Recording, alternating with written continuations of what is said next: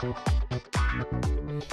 guys, welcome back to another episode of I've Got Your Back. I'm here again with Hind. Hey guys. Today we're going to be talking a little bit about some of the different healthcare models and how that shapes physiotherapy, physiotherapists' roles, and also how it impacts you as a client or a consumer of physiotherapy services. Yeah. So I'm just going to give you a quick overview of what we're actually talking about, because it's probably a complete grey area for most of you. So basically, when we talk about healthcare models, we're just talking about the way in which the healthcare system provides services to clients, and the way in which we think about how we provide treatment. Yeah. So one of the most traditional models of healthcare is what we call the biomedical healthcare model, and it's very much just developed from traditional Western medicine, where we look at clients or patients, we always refer to them as patients in that system, as diseased, ill, sick, injured, or like an image, X-ray, or that kind of perspective. So it's very much focused on finding a medical or pathological disease process to help clients recover and get back to full health. Yeah. So I think it's kind of that very. I guess when we think about health, it's probably the thing we mostly associate with health and wellness, is that if you are unhealthy, you often have disease or illness or something like that associated with it. There's the other healthcare model that's actually probably starting to become more in use now. So there's two mainly that we use, again, particularly mostly when we're talking about Western healthcare models. And the second one is what we call the Biopsychosocial Model.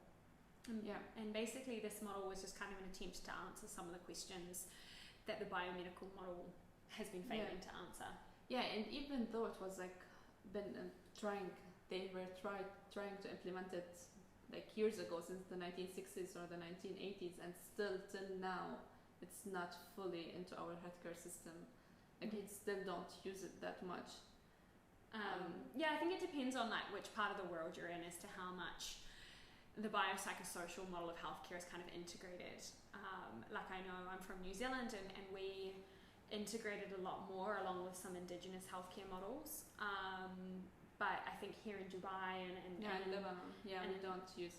We're mainly into biomedical healthcare model. Yeah, and so basically when we talk about the biopsychosocial model, what we're trying to do is we're trying to look at other things that might impact a person's health that don't necessarily have an active disease process or involve an illness, or as something that we can pick up on a scan. As physios, we know a lot of people have scans when they come in to see us, but the scan doesn't always tell us what's actually causing the person's pain.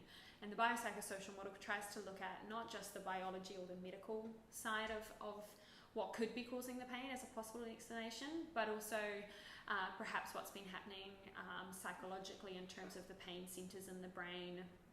Like your lifestyle, your social life. Yeah, and then the kind of the social side as well. So, is there things that have caused your system to overload in your social life or in your work life, and that kind of thing. So it's, I guess a really interesting way to look at it is if we talk about low back pain, for example, which we see a lot of as physios. There's a type of low back pain that's called non-specific low back pain, and basically this is the kind of back pain that you get when you haven't had an injury. So you might just get up from your chair and you're like, oh, my back really hurts. Yeah. And this makes up about 60 or 70% of low back pain throughout the world, and it's actually, if we talk about low back pain as a whole, it makes up the leading cause of the global burden of disease. Yeah. And I think it costs the US about $50 billion annually. And that's too much. Which is a for lot. low back pain. And so 60 to 70% of that is undiagnosable in a biomedical healthcare model. So the biopsychosocial healthcare model is really important to physiotherapists and physiotherapy, and how we treat and how we can help to get people pain-free, in particular if we look at things like low back pain, and neck pain is another one that's also quite hard to treat in that biomedical healthcare model. So there's also lots of other healthcare models out there, and there's a couple of indigenous healthcare models that I think work, they go even a step further than this kind of biopsychosocial approach. But like Hind was saying, the biopsychosocial approach, they've been trying to integrate it into healthcare since the 1960s. Yeah. And there's a lot of reasons why it's still not necessarily fully integrated. Yeah, so a lot of like researchers said that has a lot of limitations, like because it causes more money and it takes more time to get it. Like for example, if a patient comes in or a client comes in and you will do the first assessment session, with biopsychosocial model you will ask more questions and you will go more into their social life, their lifestyle, their stress mechanism and how they will cope with it or how do they deal with it, and where did that injury or that pain come from. Yeah. So it's not necessarily this injury, what happened and what caused this thing. Yeah. There may be like an covered issue. Yeah. Something else going on. Something else is going on, yeah. So they argued about that has a lot of limitations. But as she said, like if low back pain, non-specific low back pain costs about $50 billion, like how much would we save money and time on the long run if we treat low back pain by the biopsychosocial model, or even just biomedical. And just treating it better. Like this, like I said, 60 to 70% of low back pain doesn't have a diagnosable cause in that biomedical model.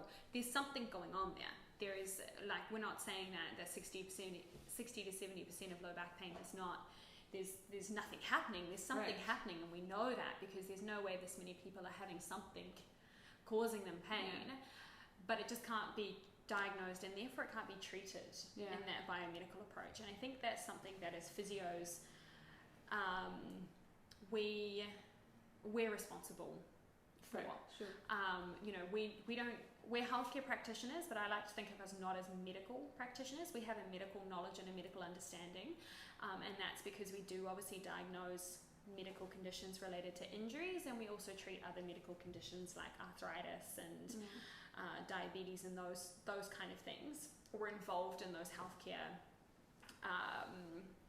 teams, but our real role is lifestyle treatment.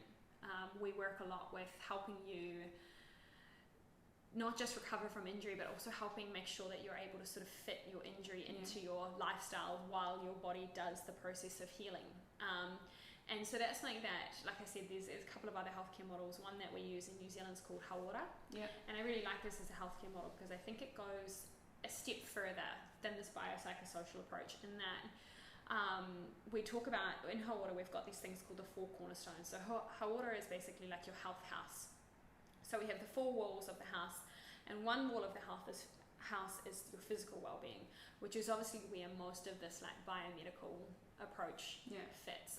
And that physical side includes, physical injury, physical disease, it includes nutrition, those kind of things. But then we've got three other components of the house that we also need to make sure that we're addressing. And those other three other components are your mental and emotional well-being, then your relationships with your close like family and friends, and then the third one is what we call your spiritual health and well-being. And that's not necessarily religion. It's actually more to do with where you fit or where you see yourself fitting into society. And from my perspective, that's got a lot to do with how well am I able to contribute to the growth of my community, to the growth of my clients. Am I able to feel productive and feel like I am important to the society and the community? So it's kind of like your relationship with the wider community. And I think this is a really key thing to look at as a clinician and as a client as well, in that when you injure yourself, it's not the injury that's actually the problem. If I sprain my ankle, it's annoying, but it's only annoying when I want to do something. The rest of the time, it's just a bit painful, it's a bit uncomfortable. But once I get out of that acute phase where the inflammation and all of that settled down, the biggest issue I then face is how do I manage the other three aspects of my life? How much does it restrict your function and your activities?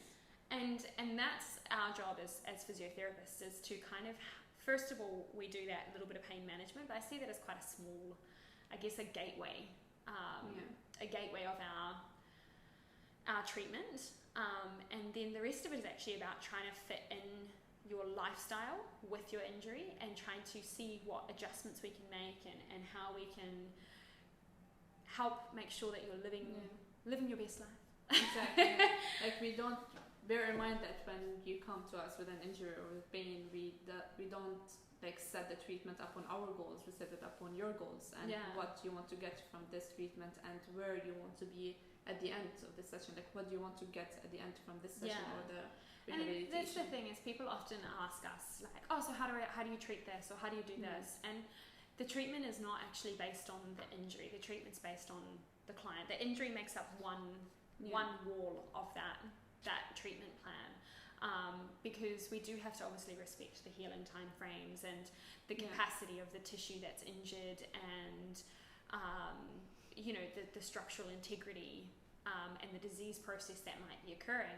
Those are obviously very important things, but then the rest of it is that we have to look after the other three aspects of your health. And whenever there's a vulnerability in one of those walls, the rest of the house is vulnerable too. So as soon as there's an injury, we know that your ability to do your job might be at risk. Your ability to look after your kids or have that time with your partner might be at risk. And then if those things are at risk, then your mental health also might be at risk. And I mean, we've all been injured before. We know how stressful injury can be, particularly if it's going to be something that might affect your job. If you injure your back and you have to sit in a meeting for 4 hours, or you have to get on a plane, or you have to be nice to people, then that can add a lot of stress, and that can take a big emotional and mental sort of strain on your life too. So when we design programs, it's about how do we maximize that tissue healing or protect that tissue healing from happening without letting these other components of your health be at risk. Exactly. And that creates quite different sort of programs for everyone. And it's something that if you're having treatment or you injure yourself, you really need to make sure your clinician is working with you on those goals, because that's kind of our area of expertise. Like, when I think about how I treat as a physio, and something I've been working with Hinton is that we have two main roles as physio, and one of those roles is load management. So it's about making sure that when I say load management, it's about making sure that you're exercising appropriately, so you're not putting yourself at risk of more injury, but you're also doing enough to maintain stimulation of growth of muscle and ligaments and bone. And that varies a lot depending on the disease process. If you have a broken leg, I don't want you walking on your leg. Exactly. And that might be our load management for you, is that you're non-weight bearing, and then we have to continue to progress you through as the bone and the other tissues heal. So that's one side of what we do. The other side of what we do is the lifestyle management. So if you've got that broken leg, how do I make sure that you can still cook dinner, or you can run around with the kids, or you can do all of these other things that are really important to you? How do we make sure that you can go to everyday life? And there's obviously going to be some adjustments during those early phases, but how do we get you back into that as soon as we can without compromising the load management side? And I think one thing I notice, particularly when we look at these different healthcare models, is that if we look at a biomedical model, those components are much smaller parts of what we do, and the much bigger part is acute pain management, and that means that people never really get to their full potential, and they're often left with damage to the other kind of components of their health. Right? In that area, they can be re-injured, or they could come back with the same injury, or because we haven't really been able to kind of manage their load and keep them involved in different aspects of their life. Whereas in this sort of the biopsychosocial, but more so in this whole order, our pain management strategy is I kind of see it as a bit of like a gateway to getting us into load management and lifestyle management strategies. So if you're thinking about maybe treatment that you're having at the moment, or treatment that you've had in the past, pain management techniques should really only be a very small part of what we do, and they're often something that I educate clients on. Exactly, yeah. Like, you don't need to come in and see me for a massage. If you find that helps you with pain, you can go get a massage. I can give you parameters around what your massage therapist can do. Yeah, should focus on, but it's not something that you necessarily need to see me for. Yeah. Likewise, icing, heat, any of that stuff, you can do all of that stuff at home. Anything like acupuncture or, you know, the electrostimulation or dry needling or any of those kind of things, they are very useful again as pain management techniques, but they kind of just get us through the door. And once we're through the door, we have to do the kind of load management and lifestyle management stuff, because that's, let's face it, you're only with me for maybe an hour a week, maybe less, maybe a little bit more. An hour a week is not going to heal you. It's not going to make you. I can't change anything in an hour. I can change your pain, but you have to be able to keep that change. And the most effective way to do that is through these load and lifestyle management. Recovery. Yeah. So that's where your recovery, your responsibility to do your recovery comes in. Yeah. Like you don't need us for that. No. Like we teach you how. We're just talking ourselves out of a job. Like we teach you how to maintain your recovery or educate you on the process of recovery or what you should do, but we don't actually do that. Yeah. Like for example, for massage, like we say you can foam roll or you can use like you can use the release, but you don't come to us to. Yeah, we're not with you every day of your recovery.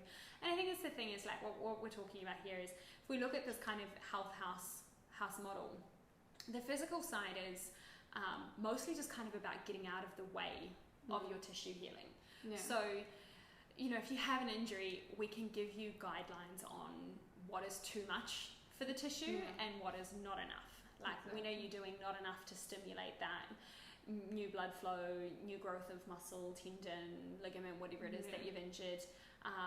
All of those things respond in different ways to load, and that's why getting a diagnosis for an injury is important, because if there is a pathological process going on, it's going to respond to load a bit differently to other tissues that might be injured or not.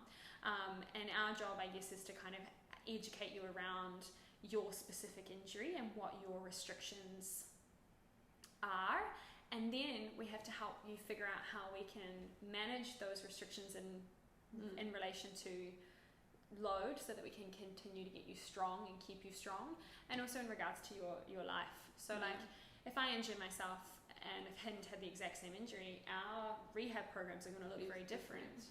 Even though, you know, we're both female, we're both young, healthy, there's a lot of different lifestyle factors that go on when we plan rehab programs.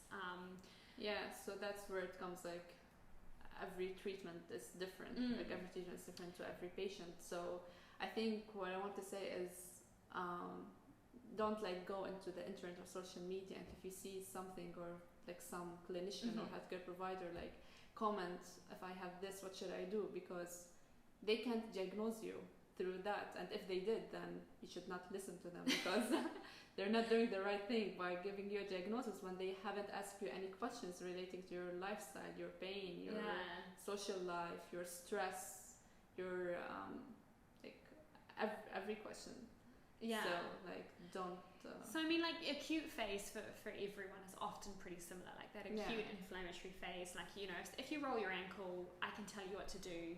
Even if I haven't seen you, I can tell you what to do, because that inflammatory phase is very similar for everyone, and it's all about just trying to not make your injury worse and basically protect yourself. But the treatment plan, the exercises might look vastly different, because if you've got young kids at home, I can't ask you to do a whole bunch of different exercises, because I might make you too sore to be able to then provide childcare. Whereas if you live alone and you're an athlete and your main job is to get back on the field as quickly as you can, I can prioritize recovery. So I can make you work your butt off, getting that tissue as close to its maximal load capacity as I can, because then I can also ask you to do really big things with regards to your recovery. Like I can get you to sleep more hours, I can get you to change your nutrition a little bit. We can get you to stop drinking, we can get you to not move when you don't need to be moving, you can just focus on the things that we need you to focus on. So, and that's where, like, when we, again, if we come back to these healthcare models, if we look at a biomedical approach, biomedical is very much limited to what the tissue does. Yeah, if you sprain your ankle, this is how we treat you, and it's quite like a copy paste for every patient. And as a physio, one, that's very boring, but two, it's also not very useful. As someone who's had a lot of injuries, my goal as someone who works with my physical body as a dance teacher and as a physio, I can't afford to take lots of time off for some injuries. For other injuries, I can carry on training through. You know, like if I injure my foot, I can't get into my heels for dancing. Okay, how can I change my plan so that I can do that? But I also don't have any other responsibilities. I don't have kids. I don't have anything like that. So I can make myself push through training sessions, because then I can come home and I can sleep and I can increase my nutrition and I can do certain things that help me to recover. And so I think that's kind of like a really fun part about being a physio, and fun part about working with physios is that you can get a really tailored rehab program. Even if this is the same injury you had 5 years ago, maybe the reason it's come back, or the pain's come back, is because the rehab wasn't appropriate for you specifically as a person. And maybe now your life's different, so we've got to change a few other things. So we don't treat every patient the same. Like, everyone is special to us. We're all unique. But I think, I mean, having said that though, there is obviously some like key caveats to how we treat, and I guess things that everyone can do better. And that's where, you know, again, the role of us as educators is really important, is because everyone can benefit from more recovery. Like, I don't know any client who comes in and straight off the bat I'm like, oh, they're sleeping enough, they're eating great, they manage to get out and socialize a healthy amount each week, they're not overworking, and they're not getting stressed out all the time. Like, all of us can improve the big things in our life. And I think one thing I've really noticed in the last couple of years is there's a lot of trends, I guess, in health and wellness, and you hear a lot about them all the time, like and I mean, like, we all look into them because we all want that secret quick fix, whether it's for weight loss, something that will change our life forever. Whether it's weight loss, pain management, whatever it is. Like, we've all done it before, but I mean, the reality is that it's about getting the big stuff right. Like, if you sleep enough, that's a really important thing. And I think it's also something we often, like, you know, what's that saying? You steal from Paul to pay someone else, or whatever this is saying. Anyway, I don't know what it is. But basically, we always think that we can take time from our recovery and take time from our sleep. And yes, when we're, you know, running on 100%, like, we've got great nutrition and we're socializing really well and work's going great and we've got those other 3 walls of our house are awesome, then we can afford to take a little bit more from our physical body. We can afford to kind of maybe not eat as well as we usually would, or we can afford to not sleep as well as we might like to, or we can afford to go out drinking and you know, not take the best care of ourselves physically, because we have 3 other really strong walls that'll help support us when that's a little bit iffy. And also, some of those things are important for allowing us time to do some of those other things, you know, like sometimes if you want to stay out till 1 a.m. because it's your friend's birthday and you want to be there to support them and have a great night, then that's really important for your social well-being and your relationships and those kind of things. Or if you've got a big deadline due and you need to get that done to feel satisfied in your work and that kind of stuff, then that's okay. You can pull from that physical wall sometimes. I think for a lot of us though, we would argue that we probably pull from that physical side a bit much. And I think, again, this is why I really like this Four Cornerstones model of health, because to me it really explains why we get things like chronic pain, why we get things like non-specific low back pain, which doesn't necessarily have a diagnosable disease-related cause. It's just that we're taking too much from our physical body to pay off our spiritual relationships, mental, emotional health, and our physical body is starting to go, no, you can't keep taking from me. I'm not coping. And pain is our sort of, I guess it's our alarm bell for exactly, that. Yeah. It's your body telling you there's something wrong or there's something missing. Yeah, that's the thing. Like, you just need to balance. I think with all these things that you mentioned, you don't like if you wake up every morning at 7 or 6 a.m. and drink like a smoothie every day, like a green smoothie, but you stay up at night till 4 a.m. That's not balancing. Or that's not you're doing like going into the healthy lifestyle that you think you're doing. Yeah. You just need like, or you don't have like to cut burgers or pizza or everything. You know what I mean? Like you just have to balance, to find your balance that fits you. Like if you find a thing on social media or a trend like now going on, you don't just go follow that because maybe it doesn't suit you or your lifestyle and your work.